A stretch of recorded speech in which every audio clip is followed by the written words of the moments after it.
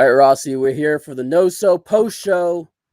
Money in the Bank 2025. Overall, solid pay-per-view here on a Saturday night. I felt that the bar was low and Big Five pay-per-view, right? The bottom end of Big Five. But I thought the buzz coming in was kind of fine, like at that okay level. And I thought they kind of outkicked their coverage here. Not like record-breaking pay-per-view tonight, but overall, solid show. What say you? Yeah, I mean, I think that going into the show, they needed the two Money in the Bank matches to deliver, and I think they both did. I think it might have been.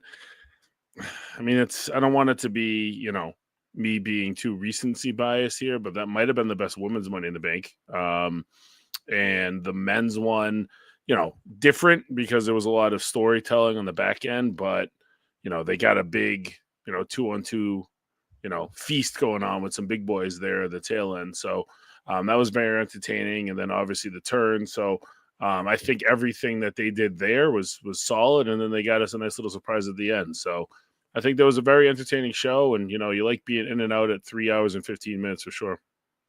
Yeah, there's some rumors that, you're starting at 10 o'clock, want to get in and get out.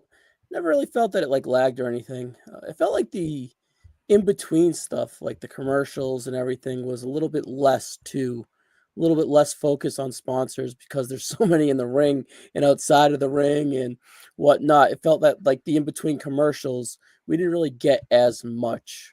So I didn't dislike that whatsoever. I felt like the flow nice, and I think we would benefit if we started here at the end and talked about the end here. The last match on the show was Cody Rhodes and Jey Uso defeating John Cena and Logan Paul via pinfall in 24 minutes flat. And the surprise of Ron, the Truth Killings, returning 1 week after announcing his release or his whatever, he called it a release or whatever. The contract negotiations gone wrong. They perhaps wanted to pay him too much. He didn't want to accept it or whatever you want to look at it. Or the Ron Truth is back. I assume, Rossi, speculation on my end, that it's going to be like a similar to Braun Strowman deal where it's maybe a per appearance. Like, all right, let's sign you for 4 months here and make some merch money. Probably give him like an overall Legends deal. But he probably held out for $400,000, and they're like, "No way, we're paying 53-year-old Ron Truth $400,000 still." And I don't know. I'm assuming he made out on his end, if whatever, right? But I'm happy for him. He got a good pop. I just want to see him in this role, kind of opposed to like a in-ring role, right? So he is 53-year-old. First off, before we get into the match, what do you think of the Raw Truth surprise? I mean, I definitely didn't see it coming. I knew that something was going down. Just with the positioning of it, I felt like they needed to end the show with a bang after, a ladder match that the show was centered around, had so much going on. So I think that they were pulling a trigger on something, but that's not what I thought it was going to be. I don't really know what I thought it was going to be, but it wasn't that. Especially because it was just like a week ago that all of this shit went down with him. So definitely entertaining though. I mean, you could tell as soon as he rolled into the ring and you saw his calves, you knew it was him.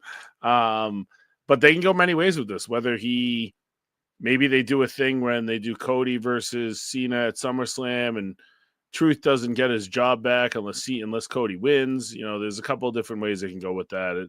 It's fun though. I mean, the fact that they're advertising him as Ron Killings with a Ron Killings t-shirt is definitely interesting. But maybe like the R-Truth character's done and now he just comes in and does more of his like older, like rappy stuff, Is this a way to kind of sneak it by the TKO board, saying we brought Ron Killings in and we got rid of R-Truth? You know what I mean? So yeah, I'm mostly kidding, but obviously, right? We previewed this match and we talked about the finish. We'll get into that next before let's put a bow on Ron Truth. The R-Truth Killings, whatever we want to call him. I assume that, I don't know. I'm happy for him. I feel that we're not going to get much out of him, but I like how it kind of flows the story. And obviously, it was for a pop, and the t-shirt looks cool. Our Ron Killings is like a fresh coat of paint. So whatever they want to do with him will probably kind of make it work, right? So I'm here for it. I think it'll be fun. Yeah, and I think that the highlight to me of the Cena Logan segment last night was how on SmackDown was how well Cena took to the truth chants. Yeah.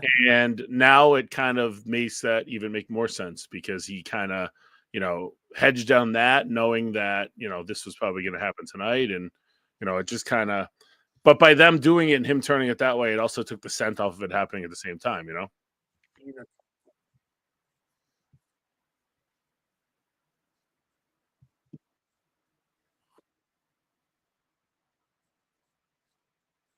You good? Yeah, crap the bed a little bit. We're back here though. All But right. but yeah, Rossi, do you think they knew last night that this was the plan? I think last night they definitely did. I don't think that Cena, like even to the point that he had the line set up that this is our truth. You know what I mean? I don't think he was going to be expected. I don't Yeah, the know. truth will set you free line, Right. right? And I think that he just kind of leaned into it knowing that, I thought it kind of took the scent off of anything. Not that I ever thought there was a scent to begin with, but Yeah. now that it happened, you look back at last night, it makes even more sense. All right. And then do you think it was real where they were like, you cannot chant our truth at the arena? Do you think No, those signs were real? that was one of those fake Twitter accounts, like the That same kind of type of account that thought that Limp Bizkit was doing Braun Breaker's theme song. That's another great idea, by the way, right? It is, but it's not Can a you imagine a legitimate one. remix of Crackhead for Braun Breaker? Like Seriously, literally, he'd be cracking heads. Like it just makes sense, right? he's probably had 6 themes since he's come up to the main roster anyway, so it's all Yeah, possible. and they're all pretty trash, right? Yeah, So, all right. So yeah, Ron Killings is back, and it works. I'm excited to see what it lands. And again, a genuine pop surprise reaction. Kudos to them for that. Do you think it warranted being last here for that being the surprise? I do because especially with the baby faces winning, Yeah, I think if you pulled the trigger on like the night thing on the Money in the Bank, then that could have headlined. But I don't know. I think that Cody getting the win over Cena was big enough to close the show with it. And then you still had the show went off the air with us kind of thinking in the back of our head that Seth might come cash in, right? yep. All right, so this is a 24-minute tag match to close the night here, and about the first 10 minutes of it's was some serious MSG like big tag vibes where it was just like, oh, this is dragging on. We're not even working stuff. We're kind of in and out, and then it started picking steam when Logan and Cena kind of started getting not organically off on the same page. I felt like when them that just felt forced, it felt weird, it felt clunky, and it brought out the worst attribute of Cena, that goofy, like overselling, like confused, silly face, like was back. And I was like, no, don't do that. And then Logan just being the cocky vet and all that to lead to the hot tag to Cody. And then we started kind of to pick up. But the heat on Jay in the first 10 to 12 minutes was pretty dull. And I was like, all right, It was what are boring. we doing here? Like, what are we doing here? Right. So I get it. Coming off an awesome Lyra match, coming off a big Money in the Bank match, big entrances. They yeeted their ass off. The heat in the entrance, the Cena pop. It's just I get it, right? But not really the best night from Jey Uso, really. But it wasn't really for him, right? But anyway, Right. It anything wasn't on the really first meant half to of that be. match? Like the thing with Jay, it wasn't meant to be. Like I think it was more so to play up the fact that he's hurt and he's going into Monday night hurt. Yeah, Playing off the angle from Monday. So I think, while I can understand people giving Jay shit, I feel like this was kind of more by design. no doubt. But yeah, no, I think you're right. I think it was pretty much a tale of two matches. Like the midway point was right around when the Cena Logan stuff happened, and then they kind of picked it up into gear from there. The last like 5 minutes of it were kind of quasi ballistic with that insane looking moonsault that Logan hit on Jay, and Logan might still be selling at ringside with that one now. And then all the shit with the belt and the referee knockdown and the truth stuff. The belt shot has become a part of every Cena match now, and I think that we've got to grow used to that for at least another couple shows that he holds it for, right? But yeah, I mean, I think that it picked up. It was a typical WWE main event tag match when you think about it. All the Roman ones, Bloodline ones back in the day were kind of a similar formula. Boring first half and epic. Well, not even epic, but building to the end, whatever the last 10 minutes are. Yeah, that middle rope plancha on the table was like flawless. Like, oh my God, one of the highlights of the night, full of a car crash filled Money in the Bank ladder matches. Right, that was super impressive and looked effortless from Logan Paul. Like, you give him shit for kind of not really finding his groove as a full time wrestler, right? But yeah, you can see that he definitely is special and talented. But yeah, that buckshot lariat, by the way, by design, or did he really fall off there? Yeah, I think he was just a little excited.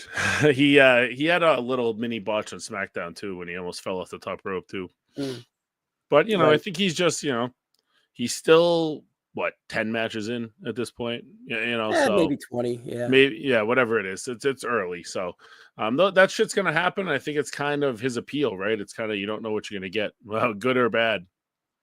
Yeah, no doubt. But overall, we previewed this match, Mike, and we were on opposite ends here. I felt that Cody was going to pin John for the inevitable rematch. Do you think we will get that at the Night of Champions? It's so tough because you got King of the Ring involved. I think that might be more so because then you got Rollins probably tied into the Uso, maybe Gunther title. So it's tough because that might make the most sense. That's 4 weeks away, and that keeps Cody out of being in the King of the Ring. Which if he doesn't have a match with Cena, he would probably have to be. So that might be the way to go when they do a fuck finish, and maybe they get back to it at SummerSlam. I don't know. I just feel like Cody's got to probably be the one that beats him for this title, unless they just blow it off and they have other plans from there. But kind of what we were talking about last week, if they have Cody face Cena and then lose to him again, then at that point they better have something big for Cody from there, like maybe the Drew idea we had bounced around. But yeah, I mean, do we think the Cena and Logan stuff just goes away now, and they pushed in the middle of a match and that was it? Yeah, I don't know. I really, I don't know. I don't know. I want to get it over with because I don't want it really to linger. I don't think I want Cody to be the one to dethrone him. It just feels Yeah, that it's just microwaving this John Cena heel run to just go full circle back to Cody. It just isn't appealing, especially with the god awful WrestleMania match. And like, yeah, tonight was fun to an extent, but it had a ceiling at what, 3.5 at most, just to kind of put a grade on it. But I don't know, it just doesn't feel like, if especially then add in the title, it just doesn't feel appealing to me, right? I just doesn't. What Cody's worse off, it would feel, in my opinion, Cody's worse off going full circle, losing to Cena to go back and beat him. He's nowhere near he was excitement level when he was with at 40 Roman, or even at midway through his title run, right? So I don't think he's ready to organically get that belt back. And I yeah, don't think he's just got to be someone else could sucked. be made too, I think. Right, he's got to be sucked into something that takes him away from the title. Like I Yeah. think, like I said, we were throwing around the Drew thing, whatever can turn it into like a multi-month, like Brock Lesnar type feud for Cody, Seth Rollins type feud for Cody, something like that, where he gets fully distracted from chasing the title, because the way he lost the title and then he subsequently beats Cena, their next time in the ring together again. He's got to have a real good reason to lose interest in chasing that title. So that will happen, and if that does happen, then you probably do that. You're right at Saudi. Yeah. But overall, the match of the night, the story of the night through this match here, Jay pretty much getting beaten down for Monday. Cena a little kind of over arrogant. They kept, Cole said it twice, halfway through the year. John Cena here. And then kind of Logan Paul finding his footing, no pun intended, and had a pretty good match, right? He's in there with three pros, especially two big dogs with Cody and Cena. And I felt that the Cena stuff wasn't organic. It felt forced, right? I don't know if that's on Logan's end. I don't know if that's on Cena's end. But that's, again, another pay-per-view or another appearance where Cena shows some kickback on his heel acts, some maybe reminiscing of the glory days or whatever he is, right? So that's kind of a through line throughout here. And probably the MVP, I'd probably go Cody. He's back. He didn't really look like he missed a beat. He looked bigger, thicker, stronger, right? So yeah, I feel that Cody kind of, even though I was just shitting on him, that I don't want it for him and Cena at the moment, but I feel eventually he needs to kind of go through those 2023 trials and tribulations again so he can kind of work his way back to where he is. Because if he comes in and I'm back and I beat John Cena at Night of Champions, SummerSlam, whatever, it's lame. It's just nothing. There's no evolution. There's no nothing. There's no growth in Cody. It just feels like wash, rinse, repeat. I just don't think I feel like it would be a good thing or the right decision. Right. And there's so many other things that you want to probably do with Cena. Yeah. So you don't really want the Cody thing to last all summer either, you know? Yeah, that's for sure. All right. Anything else as we jump out of this? No, I mean, I think Logan did pretty well. I think in the early parts of the match, even though it was kind of the boring part, he did have to work a lot, and it was when we say it's boring, it doesn't necessarily mean that it was like badly worked. It was just felt unimportant, felt uneventful. But I think that while you're right, I think Cena was clunky in their like kind of tag team turmoil thing they had going on. I think the way that they did it with Logan being like a cocky little shit. I thought he played up his end of it fine, but you're right. John was kind of the over the top, goofy, like making dumb meme type faces. That Logan, it kind of made Logan's side of it look stronger. I don't know. Logan is what he is, right? I think that he is obviously an asset to the company. He brings a lot of money in. Even if it's just the advertising from Prime, he's somebody that obviously you see the value in him on a show like this because he hung with really the three biggest stars in the company right now, in perception. And it didn't look like he was out of place. And at the end, they give him that crazy spot on Jay that obviously plays into the Jay story, but it also was made to keep him looking kind of awesome. So that took him out of the match because he's a risk taker. And wherever they decided to go with him now, I mean, maybe at some point they're going to try to turn him babyface, right? I don't know how it happens, but at some point it's going to happen, and it might fail miserably. But you can kind of see that, even like I feel like that like drone cam that he uses can get over if he uses it correctly, right? And using it It in was match, I pretty thought cool in was the match. entertaining. It was pretty Yeah, cool with the Spanish Fly or whatever. It was rather cool. So so we'll yeah, see what happens with him. I mean, he's somebody, like I said, there's a lot of like mid card guys he can have good matches in. And when he has those matches, he's going to keep improving in ring too, if you ever want to rip him up for like a actual world title run. So, it's one of those things with him that, he's not going anywhere. I don't think anytime soon. So if you don't like him, you get used to him because he's still going to be around. no doubt. All right, let's kind of jump in reverse here, Mike. Seth Rollins defeats El Grande, Americano, Andrade, LA Knight, Penta, and Solo Sikoa to win the Money in the Bank briefcase contract, 33 minutes, 35 seconds. Obviously, we had a mini movie in the middle of this ladder match, but some of the spots were innovative. You had like that Shelton Benjamin like run up the ladder, slingshot. Like it had its clunky moments. Like Penta's just chilling there. LA Knight somewhat has to throw Gable, but Gable's part of it was absolutely spectacular and flawless. And yeah, that was probably the highlight of the first half of this match. And then you have the Rollins crew run in, wreak havoc. That spear to Gable was incredible. The tsunamis, the Andrade taking everyone out. And then we had the Fatu part, and they really had the blow off in the middle of this mini movie in this Money in the Bank match. And man, was Fatu over in this again a match with a shitload of spots and investment from the crowd. And this story had the crowd big time, big time, big time, big time when Fatu pulled the angle out of his ass. And because they played the through line with SmackDown where with a Batista hearing him, and he's not a dumb baby face. This was a successful babyface turn, and I like that they storyboard this through in the middle of the Money in the Bank match.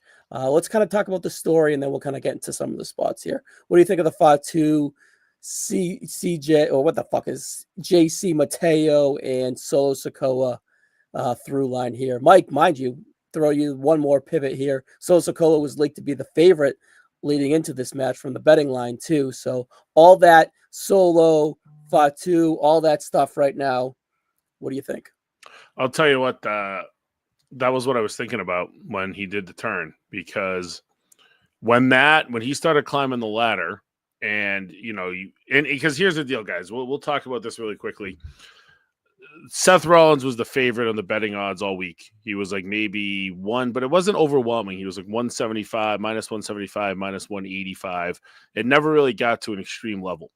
But Solo, when the lines were up through Friday night, Solo was plus 700 and the fourth likeliest to win. 700, it got that big, huh? Yeah, it was plus 700, fourth likeliest to win, or third unlikeliest to win, if you want to look at it that way. The betting odds got taken completely off the board about 10:30 last night. And when I first saw that the betting odds were off, I'm like, all right, so they're probably not going to put it back up at this point. I have a history, too, of the day of shows not looking at the betting lines if I can avoid them, because sometimes they give away stuff, right? The Triple H era has kind of made it, maybe they're messing around with this stuff a little bit more, though.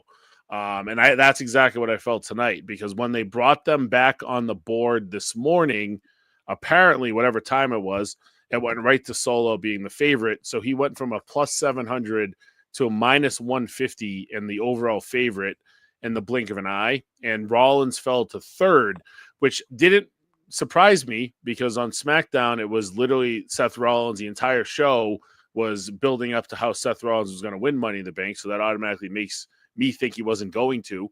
And then LA Knight was always kind of lurking there at that plus 300 spot. So the way I see it now is, as Triple H has shown in the past, with leaking information that Drew McIntyre was going to win Money and to win Elimination Chamber to some people that they knew would report it, leaking certain things that were major underdogs. Like, I think the biggest underdog gambling win in a while was Albert and Isla in wherever they were last year. The Clash at the Castle, was it? No, it was wherever Backlash was last year, I think. Or not Backlash. I don't remember. Whatever they won it. They were like plus 3,000 when they won those, right? Yeah.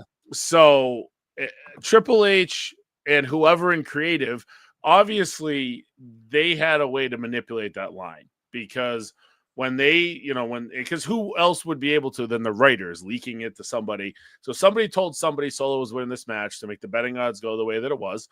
And to me, even reported it. Right. And to me, that was all to, when he was climbing that ladder, make you think that Solo wasn't going to turn. And at that moment, I didn't think it was going to happen. The second he slowly turned, though, obviously we knew that was happening. And they didn't make it like this enormous betting favorite where he was like minus 1,000. So the radar was always kind of up when I saw that. But this was just another turn, and Rollins went from first favorite to third, and he ended up winning. I think this is just another turn when the writing crew or whoever had the ability to pull this off was fucked with the internet a little bit. Yeah, I'm all for that. They haven't done that in a while, but like when Triple H took over, like you said, they constantly did this. So good to go back in their bag of tricks and pull that out. All right, back to R-Truth, PW Insider. It was in the past 72 hours where they kind of came to an agreement. So cool. Right. Cool. Just to kind of Good. A little clarification on that. And yeah, but the Fatu thing, how far past do you think they had this idea here? Clearly going to be a SummerSlam match, maybe even a Saudi match, King of the Ring, maybe whatever, right? What do you think that's happened at WrestleMania? And they're like, all right, we can climax it at build up to Money in the Bank and then blow it off in there. Because Solo was the first to qualify in this match too. So for that story, it feels like it's very strategic. And I like that they actually gave it in the middle of the match. It added, like, let's be real, 8 minutes to the match, but I'm not mad at that. It was very entertaining, and it kind of gives those guys breaks. And it's not like they're selling a punch. They're selling, construction and tables and ladders and all that shit. and whatever, right? So yeah, it kind of warrants it in a wonky way too, right? So what did you think of that? I think that it was pretty strategically done well. Yeah, because I don't think anybody was really feeling that the Jacob turn was going to happen the day after he heard him call him a dummy. You know, you kind of Yeah, thought Triple H especially normally lets things breathe. But then when you think about it, this has been breathing for a while. Like I remember even going into Mania before Fatu ended up in the IC match. No, it wasn't the IC match. What was it? Who did U.S. US match? That's what it was. I'm sorry. There was rumors he was facing Solo at Mania, and they were kind of teasing it and building to it at one point. So to do it now, just that obviously they're ready to just get on with him as a babyface, and Solo obviously was there. JC's there. Um, Always, Solo even being in this Money in the Bank match, if he wasn't gonna win it, which I don't know why he ever really would have, obviously was to facilitate this in one way or the other. Even if people like tricked themselves when the reports came out to think that Solo was maybe going to win it and cash in on Fatu, it was good that they did the turn as quick as they did and didn't keep us waiting, because we're all ready for Fatu to be a babyface, and I think it was time to do it. And they've been slowly building up him and Priest to go at it at some point, but maybe that just turns into him and Priest kind of teaming together against Solo and JC before they end up having a match. Yeah, I'm good with it. I just kind of want maybe they seem to be like delaying this draft too. So maybe they want to get one of them off out of the way and let the other one kind of propel past this. Obviously, it's going to be Fatu, Yeah, right? there's too So many shows in a row for them to do a draft when you think yeah, about it. yeah. That feels like a pre SummerSlam thing. Once we kind of get past Evolution, right? Yeah, and Or like maybe even the post. changes go into effect the Monday after SummerSlam or something Yeah, like that. like might even be a post SummerSlam thing, right? So Yeah. you never know. Early fall like they used to, but. All right, we could talk spots all we want. El Grande Americano was kind of the MVP, in my opinion, from like a high point standpoint, right? He's the one that introduced the fireball ladder beforehand. The Creed boys did a great job of sneaking it under there, and he pulled it out. He was the one with the mask, and he was the one that was kind of taking the big spear. He was running up the ladders, like we mentioned earlier, with like the chain, the rest, the Shelton Benjamin running the ladder spot with the slingshot. He uh he was just like the rock star of the night. We'll talk about him later with AAA. And I don't know. I didn't never really took it serious that he would win, but he was low key my second favorite, like personally, to win. Americano, do you agree he was kind of the conduit of this whole match? Yeah, I mean that spot was so well placed and well planned out with Yeah. when Knight went to go give him like kind of a power bomb and he flipped it, and then Seth was perfectly in the spot to hold the Yeah, holding ladder, it all there, yeah. to kind of get him up there, and everything was good, and he bumped like a wild man for somebody that bumped like a wild man 4 hours prior. He had a hell of a day. He's in the cold tub today for sure. But I he was great, and honestly, what even made his moments even that much better was Wade Barrett, who, if it wasn't for El Grande, Wade Barrett was the MVP of this match. Between talking about El Grande's nipples and how they're different from Chad Gable's, to talking about how that wasn't metal that he put in there; it was an antihistamine, and just like McAfee just taken aback by him, like kind of added to it. He was like pretty much when he started talking about nipples, he was like, I'm sorry, I can't help you with that, buddy. All in all, like people shit on this commentary team, and I know that, especially when it's the three of them together, but they cracked me up in this match. McAfee at one point he said Andrade got hit in the he didn't know what to say. He goes, the Andrade. They were popping each other, they were cracking each other up the whole time, and I thought that really added to Gay or El Grande's use in this match, because a lot of the goofiness from Wade was centered around him, which is a goofy character, so it makes sense. Yeah, Wade is so naturally witty, and then Pat can be witty when it's calls for it, and Pat doesn't rely on being the witty one, so it works out best for both of them, right? And they all play off of it. And then Colt being the straight man is just kind of perfect, right? Yeah, he So looked like he sounded like he wanted to run away and start drinking like halfway through this match, just because they were both Pat and Wade were both kind of hitting with the shit they were saying, and he just couldn't catch on with the level of goof they were bringing. yep. All right, LA Knight, disappointing. I feel that the third year in a row playing into it, it was his year to win it. Of course, Seth is probably the biggest story coming out of it. Are they really going to go with LA Knight as your world champion? Perhaps you have a whole year to figure it out, right? You listen to the pop that he got. They set him up last, and he delivered. The through line of the story with Cole too. Cole does a really good job of telling everyone's story, but when Cole is telling LA Knight's story, it all still there. It's been 2 years now because this is really when he got hot 2 years ago, right? It was kind of starting to peak, right? So, do they have something for him coming out of this, and it was just Seth Rollins' match to win? Or why would they present everything in your face that he's still as hot as he was 2 years ago, and they've disappointed us 3 years in a row? Last year, 2 years ago, it was the Slim Jim and then the John Cena push. 2024, it was the US title.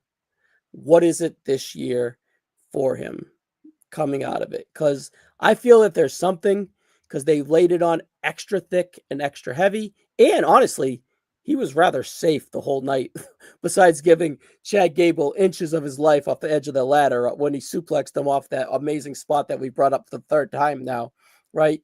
I just feel like there's something, and he had the last hope spot twice before Seth was going to actually win. So they kind of presented him as the bridesmaid yet again, layer on layer on layer of him being the bridesmaid. What is his future? I feel that it was his time. I don't know. Is it just me? What? I'm a bigger LA Knight fan than you, so I don't know if you need to ground me, if you feel the same sentiment. What is No, it? I mean, I got to tell you, I wanted him to win this match. And mostly because I feel like he needed the briefcase the most.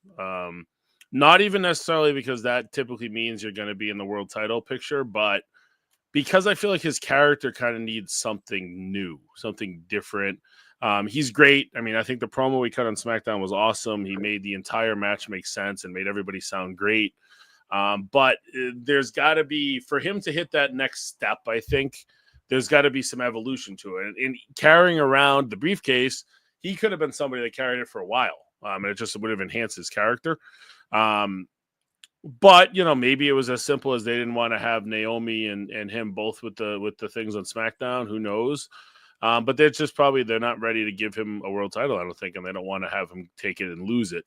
I don't think the thing is, each year where there were, portions of the audience that wanted him to win, 2023 was when Priest won, was the year that everybody expected him to win and were kind of bummed that he didn't.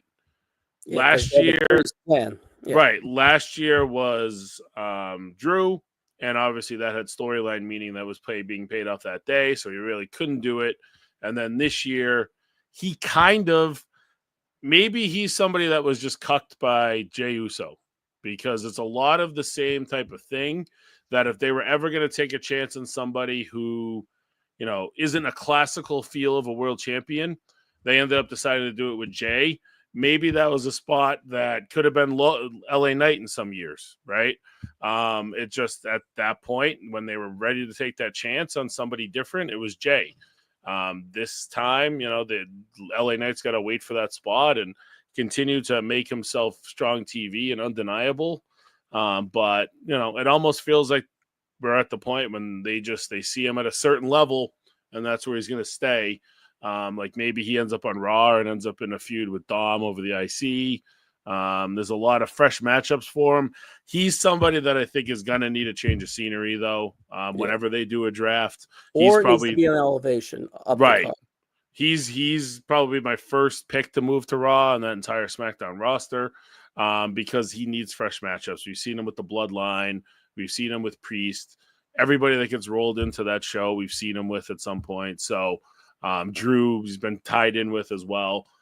So I think it's time to get him over to a kind of a fresh set of opponents, and see what happens from there. Now that the Wyatts are running around, hopefully he doesn't get tied into that, because he already has had to in the past. But I just don't know what else he's going to have in the SmackDown roster with everybody around him, seemingly being people either ahead of him or people that are firmly below him. He's just kind of in that middle spot, and I don't know what he's going to do on that SmackDown roster to get out of it. Well, there's three options, right? You can go to Raw, like you said. He can get elevated on SmackDown and be the guy, but then there's Cody, right? Unless if Cody goes do something else. He could win King of the Ring and then be the guy on SmackDown that faces John Cena at SummerSlam, or he could turn heel, right? So it got to be one of the three. I don't think his contract going to be coming up soon too, right? So I don't know. I don't think this year, but it's if they're ever going to squeeze anything out of him or see what they can get out of him. His age is running high. His contract's running kind of in the middle, I assume. So I felt that the time was now. So I don't know, it's just unfortunate. And I can see he has history with Cena too. Everything lines up. I don't know. I was just disappointed because the Seth stuff, yeah, it's cute, but it doesn't need it. You know what I mean? LA Knight is like the ultimate guy to have on your roster if you're still running house shows, right? Because he could headline in the B towns. He could be the co-headline in the A towns. But I don't see him as the guy, and I don't see him as somebody that would be the guy really anywhere. But again, Jey Uso is kind of the guy, and I think Knight can do everything that Jey Uso does to some degree. So I think he's a better one-on-one wrestler. He's a better singles wrestler. They gotta find the spot if they're gonna go with them. And there's so many. I mean, we've got Jey Uso with one title, with Gunther chasing it, with Rollins chasing it, with Punk chasing it to a degree. Sami Zayn says he wants it too. Knight's way behind all of those guys, right? And on SmackDown, you've got Cena, you've got Cody, and then you've got the second tier, which is your Drews, your Jacobs, your Priests. Maybe not Priest, but Drew and Jacob. Knight's well behind them too. So it's going to be tough for him to really crack that egg. He might have. He's already had the feud with the Bloodline, like I said, with everything there. So I just don't see where he can be plugged back into that now without something like winning a Money in the Bank, winning a King of the Ring, winning a Royal Rumble. Other than that, he's kind of. I don't see like a natural move to that part of the card. I wouldn't rule him out. Let's see where he falls in the King of the Ring. At least needs to make the Final Four. He needs to make the finals in the SmackDown side of things. Win whatever quadruple, fatal four-way, whatever they call him, match he's in. And just see where he's at, because I think that they can build off of this runner-up bullshit, good performance, so on and so forth. All right, also good performances in Money in the Bank match, Penta and Andrade. We knew why Andrade was in here, and we knew kind of why Penta was in here, and they delivered as a way. Like, this is a really good Money in the Bank ladder match. It was tight. It was long, but you had that big story in between. And overall, it wasn't wonky. The ladder was used more as a weapon instead of acrobats, and the acrobats was still all made sense and flew pretty well. The storyline was good. There was not a lot of star power to play off, but the guys built within the match and kind of really executed it out. Kind of became out bigger than what they were going in. So I think it was a very successful men's Money in the Bank match. Andrade and Penta were like exactly what you expected them to be in this match. Couple of fuck ups, but looks natural in doing it, right? Like Andrade missed a springboard to the ladder for like one of the first times I've ever seen that. But then he did some awesome shit too. And Penta, there was a good 5-10 minute stretch in that match where Penta was the clear MVP, I thought. So I think that they put this match well together to have people that were exciting in the format that you're not really disappointed that they didn't win. And nobody's upset about Andrade not winning. Penta, nobody expected him to win, even though everybody loves him. El Grande just, was part of it. You knew he wasn't going to win. And then you had, Solo, who nobody wanted to win, but you had the story to tell. So I think that and then obviously Knight's the one. If Rollins isn't going to win, everybody wants him to win. So I think they really put a good match together of guys that, also can lose this match and not really lose their standing. So, except maybe Knight. It was fun. I think that it wasn't the best men's ladder match of all time, but I think with all the storytelling that they told, it was a very worthy watch. And I think it's on the upper echelon of them, we'll say. Yeah, no doubt. It was fun. All right. Match of the night, in my opinion, even match of the weekend, perhaps. Becky Lynch defeating Lara Valkyrie during pinfall in a last chance match for the Women's Intercontinental Championship. Now, Mike, this is a stipulation. Had Becky Lynch lost, she would have never been able to challenge for the title as long as Lyra was the champion. Since Lyra lost, she was forced to raise Lynch's hand and acknowledge her as the better woman 15 minutes and 20 seconds. What a stipulation.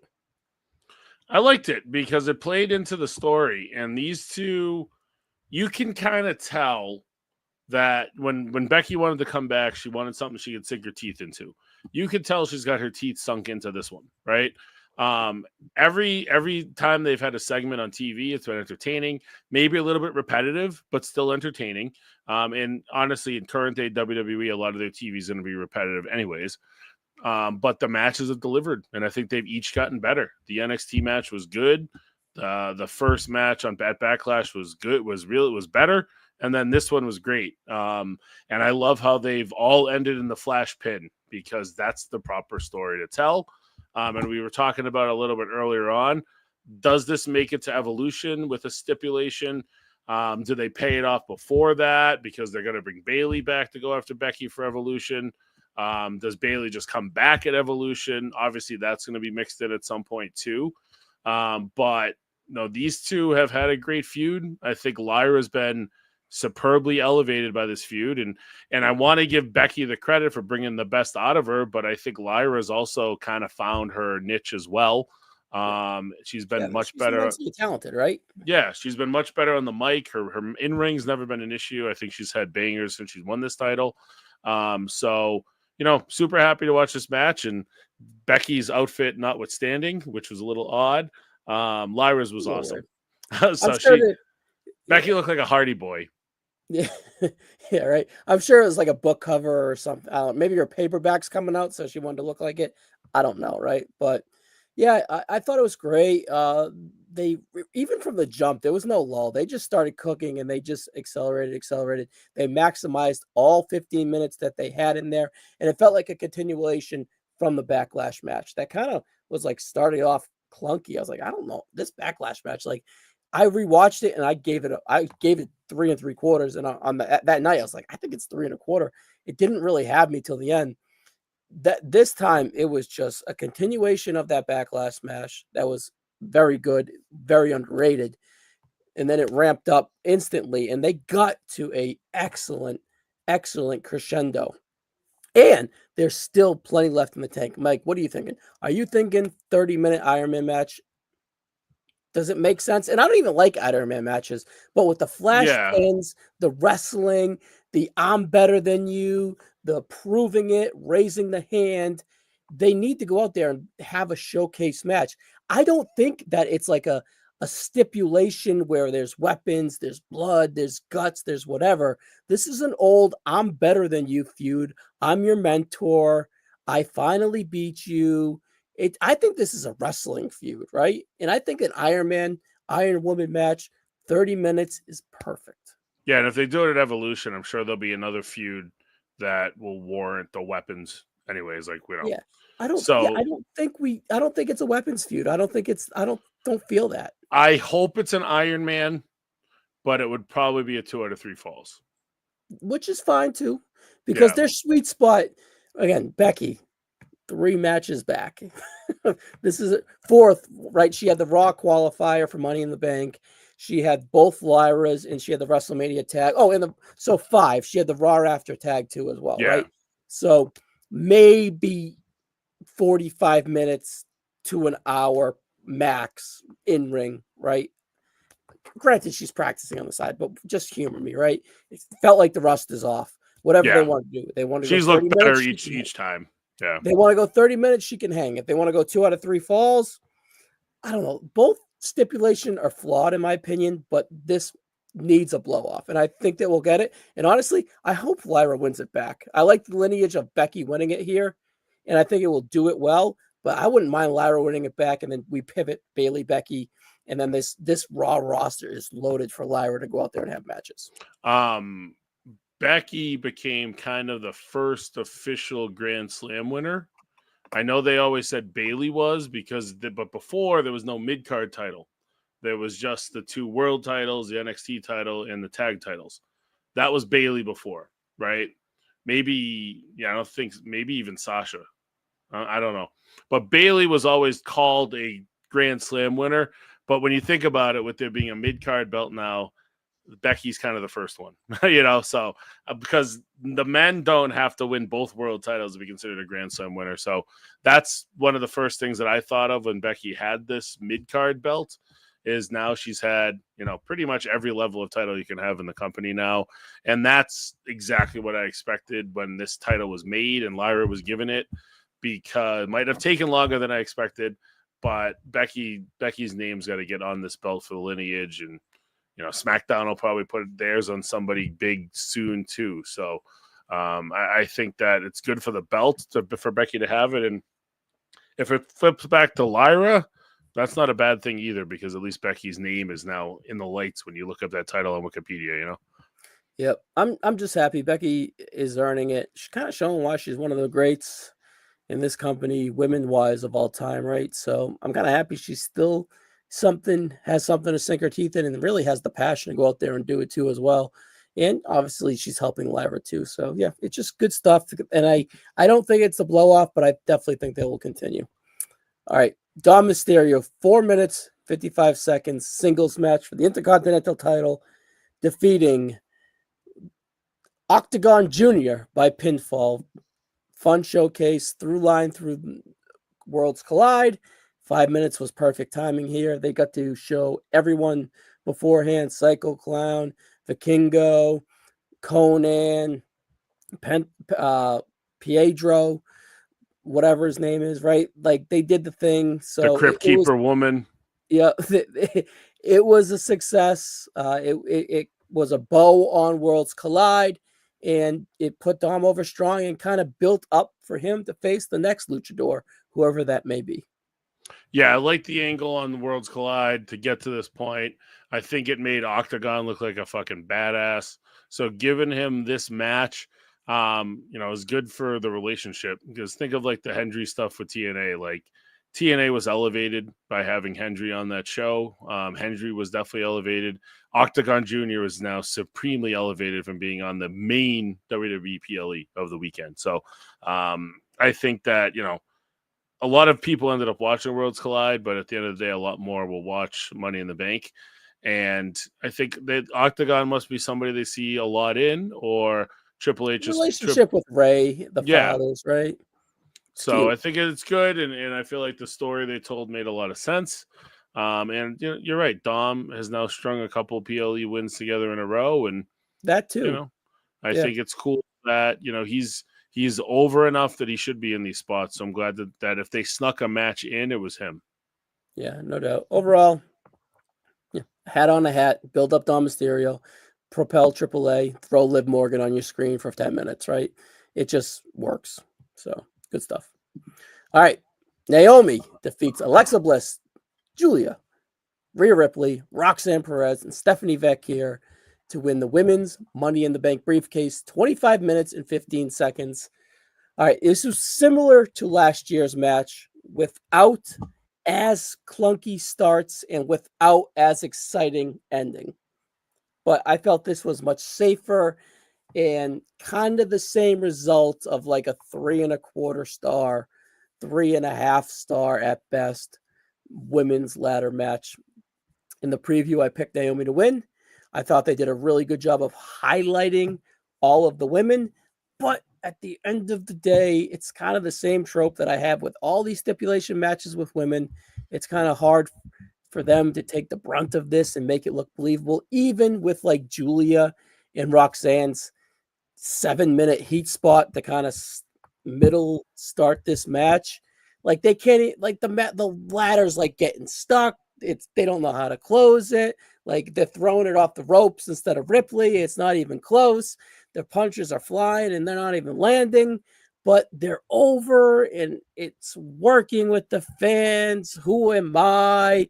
Am I overreacting? The botches were not as bad or big as last year, but they didn't have the excitement that they had last year with Stratton and Green at the end. You kind of had like a warm Naomi, oh, I'm just going to climb up after really not doing anything on match, grab the briefcase, and we're home.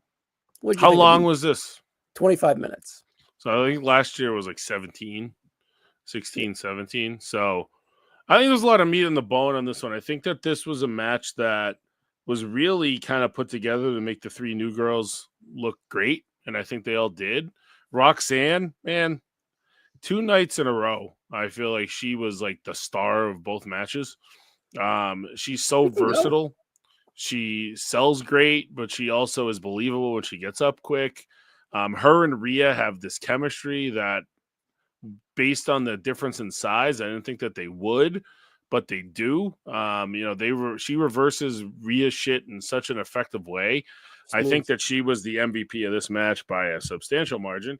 Vicaire is a superstar.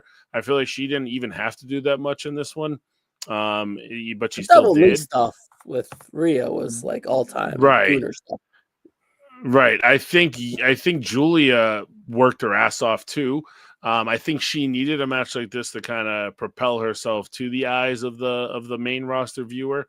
I mean, they're trying hard with her. I think she deserves it. I How just about think they just where come what's out and her, be like, oh, she's going for the US title, so she's not gonna right. win this Right. match. What hurts her though is like what hurt her since she debuted, and the fact that she's in, and why I loved her move to SmackDown. She's kind of got room to breathe there, and she isn't in the shadow of the Vicaire and the Roxannes, right?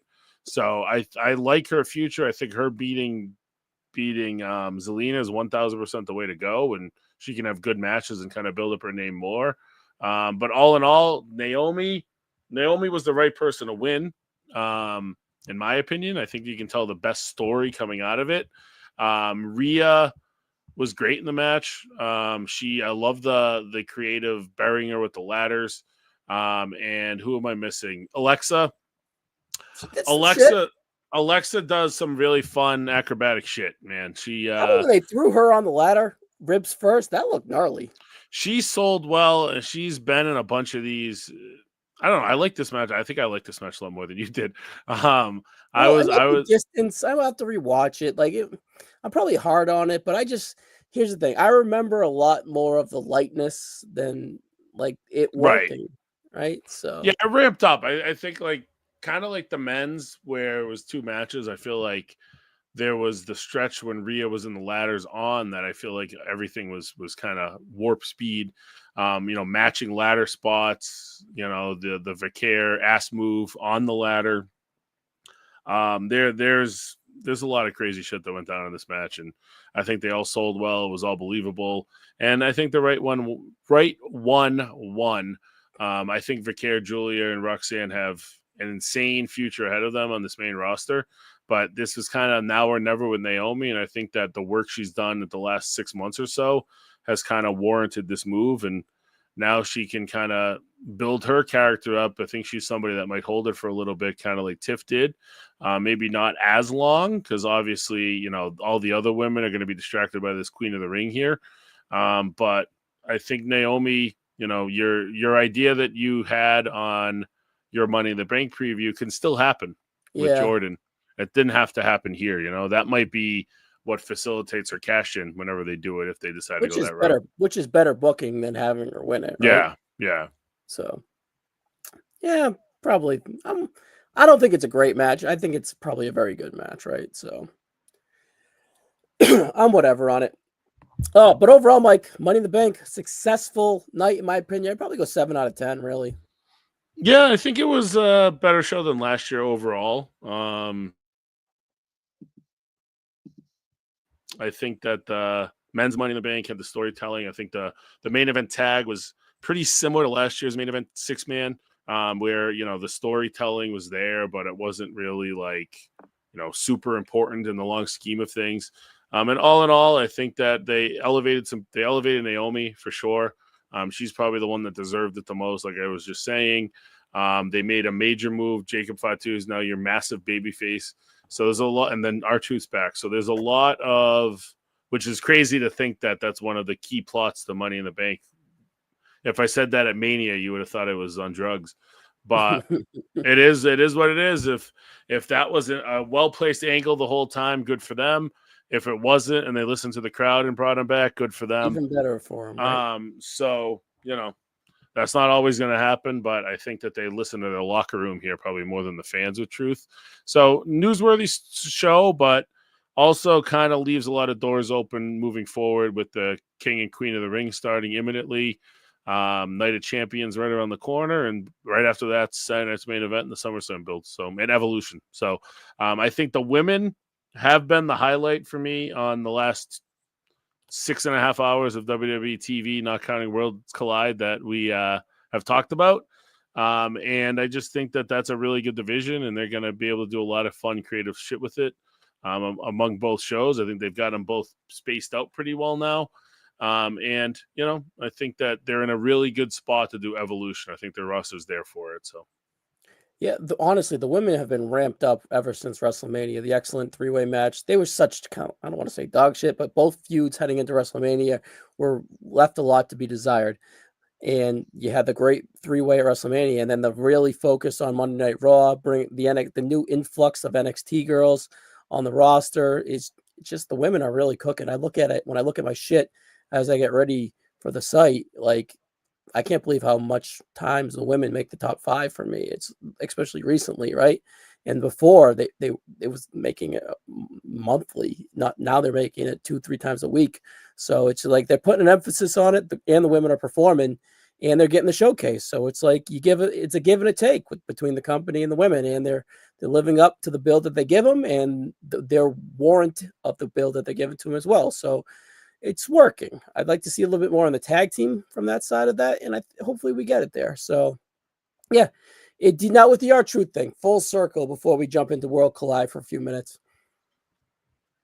Do you think it kind of 72 hours, right? Do you think that the WWE's like, all right, we've hit our peak of popularity, like this backlash that we're going to get might snowball a little bit into a kickback. WrestleMania is in Vegas again. Of course, that's good for our wallet, but there's some backlash with that. We're heading to Saudi Arabia. There's backlash all over the place, right?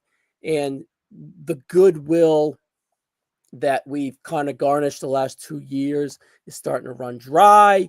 Do you think it's just like, all right, let's just have this R-Truth thing not snowball, and let's kind of just put a hat on a hat of a good pay-per-view and a hat on a hat of a Worlds Collide, and then let's just put a bow on it with R-Truth and just have that goodwill start kind of working again? Do you think that's I perhaps what maybe think happened? so. I read an article.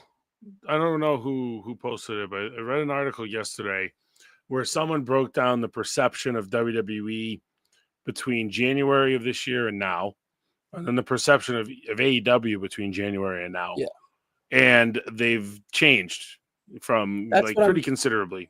Yeah, So I think that WWE knows that. I mean, I think they're getting a lot of backlash for the, opposing shows getting booked against AEW shows. I think AEW for the most part has been good to not really talk about that. And it's kind of helped people more so be on their side. So I feel like WWE needed a big show where the quote unquote haters kind of didn't have anything to latch onto. And I think that they got that with the two shows today. Yeah, people can be upset that Seth won, but you shouldn't have been surprised. no, I think Solo would have been, if he just won, that could have been, why do they keep pushing this guy? That's the only thing that I could have really heard as an issue. But people love Dom. They got him on the show. Becky and Lyra had a good match. People still like Becky. It's maybe not be as strong as it used to from like a grand scheme of things, but she's still a big name, and she's treated as such. Naomi, somebody that the crowd likes, even though she's a heel, she gets booed, but the crowd wants her to succeed. And then, Cody got the win, and R-Truth came back, and that's coming off a AAA show that was kind of 50-50 booked, right? Like AAA won the main event, which is the important part. But they got a 6-man win just like the other ones did. So Yeah, they I won the think, opener, and that's opener and closer. So that's the two important matches when you think about it. And nobody was ever going to expect the women to win that match. So I think that they had a good perception day. Yeah. It's all in what comes next. And, they really need a good perception day because their next pay-per-view is in Saudi Arabia. And those They're are where probably going to announce the Royal Rumble. right. Those are when the vultures come out. They snuck the Vegas announcement officially in on this show as well. The vultures always come out around Saudi, and I think that they needed kind of a goodwill show, and they got there. And the R-Truth thing was just kind of the icing on the top. Yeah. So, I'm just glad you agree with me. Them reading the tea leaves of being like, all right, the perception isn't always great, and let's kind of work our way away from that. All right, let's talk really quickly. I saw a tweet from Rob Viper on Twitter, and I laughed because this is totally something that I could see happening. He tweeted, "What if Dwayne publishes a video saying he made an executive call to bring Truth back after Paul fired him?" And I just laughed. Someone else responded, "That would be perfect." Dwayne on Instagram slapping his forearm, saying he got goosebumps, saying he wants Truth back, just like we all do. I kind of want that to happen just for the drama of it, and I can totally see it happening. Oh, can you feel my brother? We're back, my brother. Yeah. We'll see. Brutal. We'll see. It'd be kind of funny. Brutal, Bob Evans. All right, Mike, we got a special surprise here. AAA. If you're not on the YouTube, you're an audio listener. We have Shawn Michaels in a wig, I guess it's called. So overall, Mike, just a few minutes. I don't want to go match by match here, but I felt that it was a very successful night. I worked today, and as soon as I got out at 3 and I threw it on, and I'm taking screenshots and sending them to you of just this, right, from the national anthem. But it felt prestigious. They had the people in the ring. I'm not going to pretend like I know them, or I can even remember them at this point. I don't have a review in front of me to read it all, but they were representing America. They were representing Mexico in the AAA past, right? And I just couldn't get past Triple H and Shawn Michaels in the ring and their ties and their suits and their like lucha libre, yeah, right? And I don't know. I feel that overall it's a big success for what they want it to be. And what is it going to be? Isn't Mike? Correct me if I'm wrong.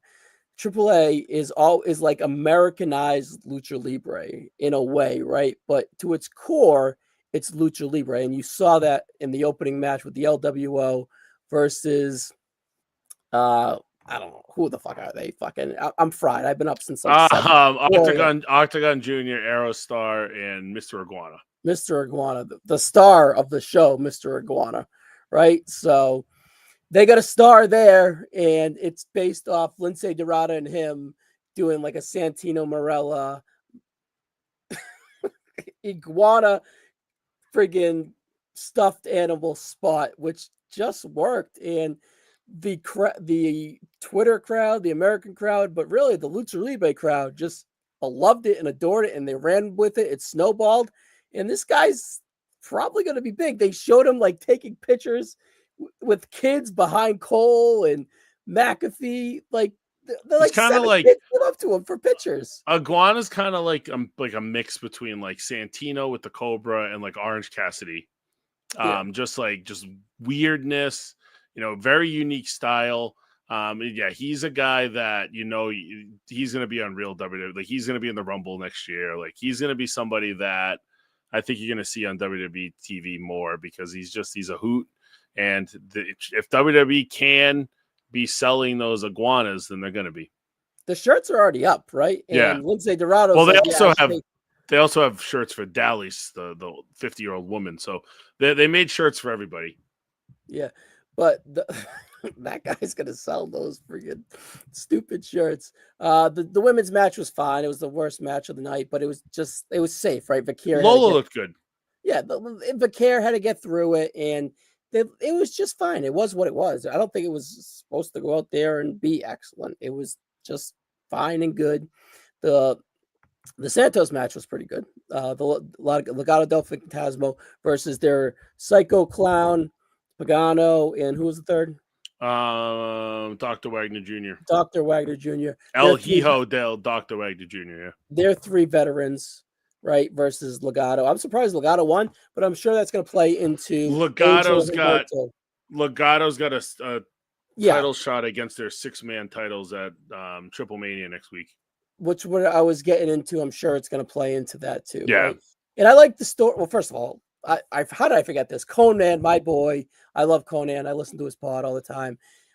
Was he good at commentary? Not really. Graves carried him, but I loved him, especially in this match. He's like, he just had like his Conan quirks. And if you listen to him weekly, you get him, right? And he was like, well, his dad, Santos's dad, would show him pictures of me. It's like, you want to be big like Conan, you eat his vegetables, and then he would eat his vegetables, right? So, putting himself over like Conan fashion, like the whole time, putting himself over. I love how he like got one shot in on Graves per match and just like kind of bury Graves purposely.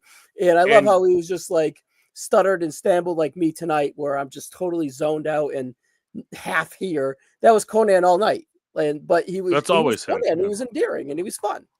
I think that Graves was like tiptoeing around a lot because he knew that Conan could just like flip on him at any point.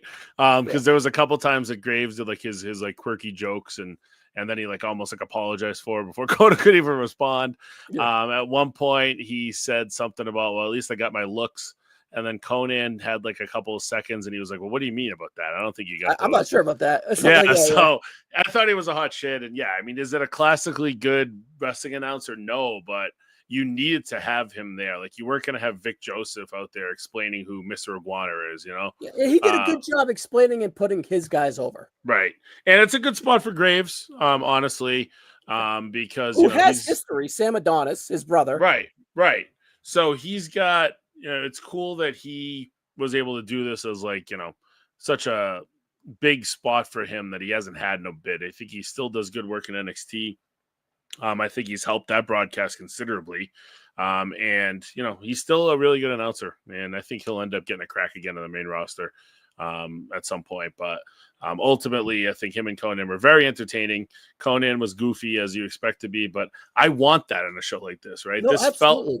This felt like I was watching like right. This felt like you're watching like a half like indie show. And I was saying to my buddy Stash Pages, who's a big Mexico wrestling connoisseur.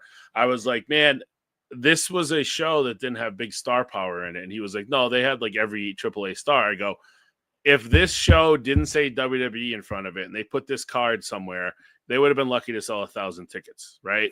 Vikingo was wrestled for GCW in 400-seat arena places a year and a half ago, and he hasn't done anything considerably stronger since then. The NXT, right? But I mean, but still, like nothing's happened that now has made him a draw for 9,000 people. The WWE name got people in the door, and being in LA definitely helped it.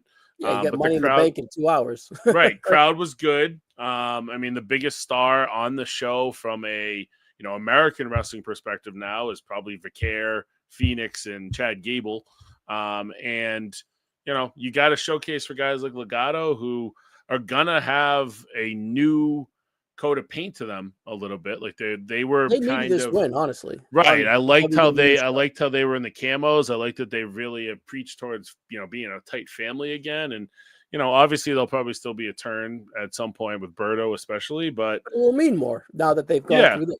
Yeah. So ultimately, I think that they put Lindsay got a good spot. He was very entertaining. And Dragon Lee, I feel like didn't do as much as I thought he would, but I feel like he's a key component to this in the future as well. So I think it was a great start to this relationship. A lot of WWE fans might tune into Triple Mania next weekend and be like, all right, what the fuck is this? But they're up to 2 million 2 million views on this stream, by the way. Yeah, so it's good, and that's the thing is, I think Meltzer was freaking out at one point because there was like less than 500 viewers in the live, but there was a Spanish live too that had another 200,000. And if you're at a show that's headlined by Vikingo versus Chad Gable Hold on, at 3 500 p.m., viewers in the YouTube live? 500K. Oh, that was So what? What are you talking yeah, about? it was good, but he was like, I think he expected more, right? Because of like then that was worldwide because of like Spanish and stuff. But then someone pointed out to him, well, there's a Spanish feed, and I think it ended up peaking at like 650 for the main event. But a show like that, YouTube doesn't count things as you listen to this on YouTube. That doesn't just count people that had it on the whole show, right? When you view it after the fact, that just shows it who has it live at this exact moment. Like right now, Yes. we have 3 people live at this exact moment listening to Yeah, this, as right? we're at midnight getting Right, out of here, right? exactly. Where at 3 p.m. on a Saturday, not that much better. But if you've got 2,000 people that have touched that video since 3 p.m. today, that's about what Yeah, would touch on and Monday Night that Raw. number is at 2 million. Right. So So I it's a big think that success. I think it was a big success. I think they're going to do it again. I think they'll probably do it, They got to maybe. get a home for this TV, right? They got to. Yeah. I mean, I feel like this is something you could tie in with like an NXT weekend when you do like one of these smaller Hey, places, you know like what they with should do? They should put this as a 4th show in Atlanta that weekend. they should, afternoon No, on they should Saturday, not. afternoon on Sunday. No, no. I mean, you got to let it breathe too. I feel like they've got their triple manias between now and August.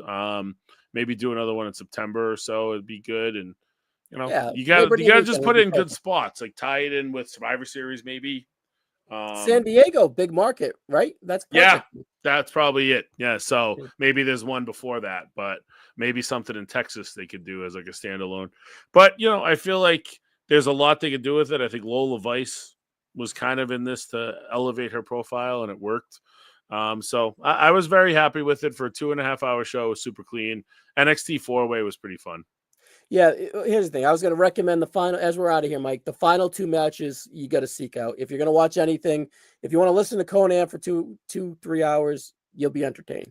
The Lucha stuff with the first 3 that we talked about leading into it was fine. It was pretty good. The final 2 were excellent. The Chad Gable match was legit 4, maybe 4.25. Gable was phenomenal. El Vingo, I'm fucking stumbling. I'm done. I'm So zonked, good. Mike. He was excellent. Paige was great. Phoenix was great. Laredo Kid, are you surprised he took the pin? No, No?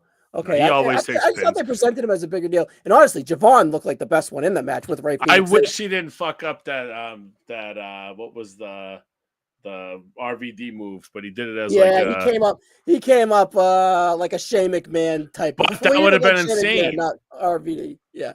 Like it The was like a coast to coast. swanton coast to Yeah. coast. Like Yeah. that would have been awesome. And he'll hit it at some point. Yeah, even Conan was like, "Holy shit, this fucking kid's good." I see, like, this is my style. I see all these kids perfect this, and then this kid's phenomenal at it, right? I was So, dying when they at the end of the show when Vikingo was on the shoulders and it was and Conan's like all his Mexican brothers are there with him, and then Javon Evans was like right behind him. I thought that cracked me up. yeah, dude, I'm telling you, Conan was great with this thing. He was like, again, he wasn't a good commentary, but he was great throughout. Evans is somebody that honestly have him go do a couple crazy matches in AAA, and he'll become a bigger star. Yeah, worldwide, right? That like Right. he'll get that ground level, like coreness, right? So he has a lot of appeal, and that's only going to stretch it out there. So, all right, Mike, I am zonked. I've been up since like 5 in the morning. I had to work at 6. So, Yeah. as we're out of here, thanks as always, Mike. I'm going to throw this up and head to bed, buddy. So overall, successful night for the WWE and AAA. 7 out of 10, and I would probably go like 6.57 again for the Worlds Collide as well. So I thought they were both very good shows. Yeah, I think for the day it was like a solid 7.5, 8. Yeah, Because you had what about 5 hours and 45 minutes or so of wrestling, which for 2 yeah. shows, that's not too much. As crazy as that sounds. So no doubt, and the commercials weren't bad in between. So, all right, Mike, we'll see you. I'm just glad that I get to take a break from these previews, and we'll see you probably at the end of the month for Night of Champions. Yes, sir. All right, guys. Thank you. See you soon. Later.